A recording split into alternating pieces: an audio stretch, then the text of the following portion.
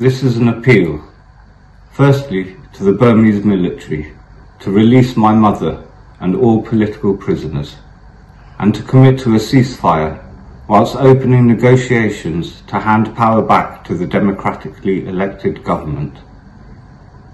Since my mother's arrest and subsequent internment, I have not been granted any contact with her and have not been informed about her whereabouts or the conditions under which she is being kept. Any requests I have made, whether via the British Foreign Office or directly to the Burmese Embassy in London, have been met with no response whatsoever. Her arrest was completely illegal and all charges are fraudulent. During the trial, she was denied appropriate consultation with her lawyers and denied the right to an impartial tribunal. Her trials violate the most fundamental rules governing any legal procedure. Unfortunately, this story is common to so many in Burma today. Since the military coup, 22,531 people have been arrested, of which 610 are children, and 156 have been sentenced to death. Some of those death sentences have already been carried out, rightly horrifying the world.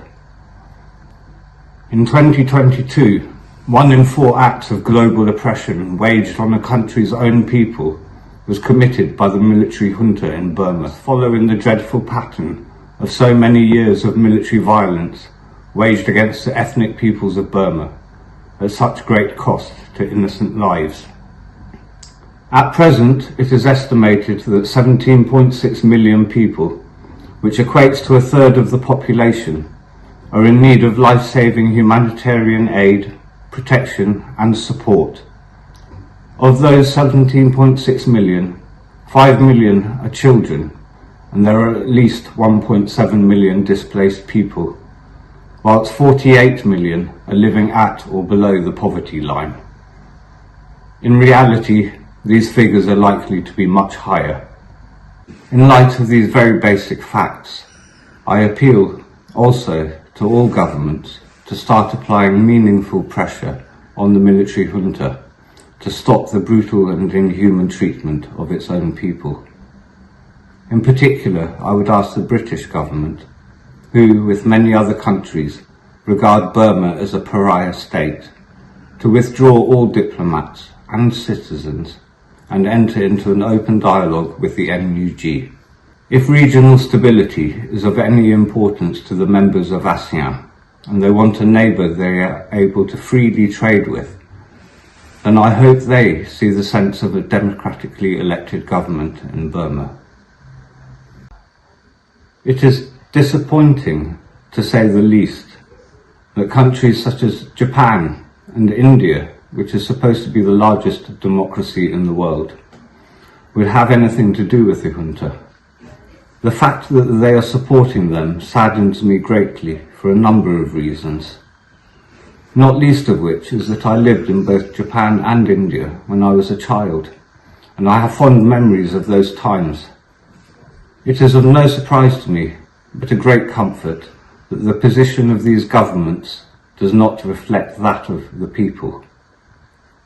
Of course, it also saddens me greatly that there are Israeli arms companies willing to do business with the junta. Anybody supporting the junta must also be aware that they are also indirectly supporting Russia.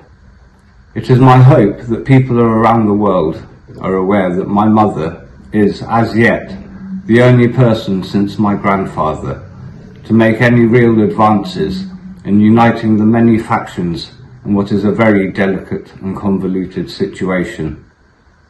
Furthermore, the military should realise that the first step towards achieving a stable and peaceful country is to release my mother. Clearly, there are many bridges to be crossed before Burma can advance and become a functioning part of the global community. Not least the historic rift between Burmans and other ethnicities.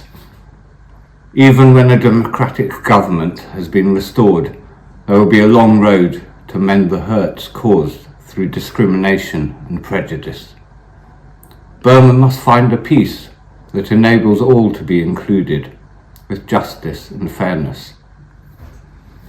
There is increasing evidence that we can all work together, as evidenced on a daily basis with displaced people from different ethnicities helping each other in whatever ways they can, all the time.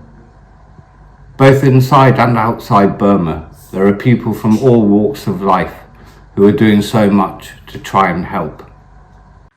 It is also clear that the military will never win this war.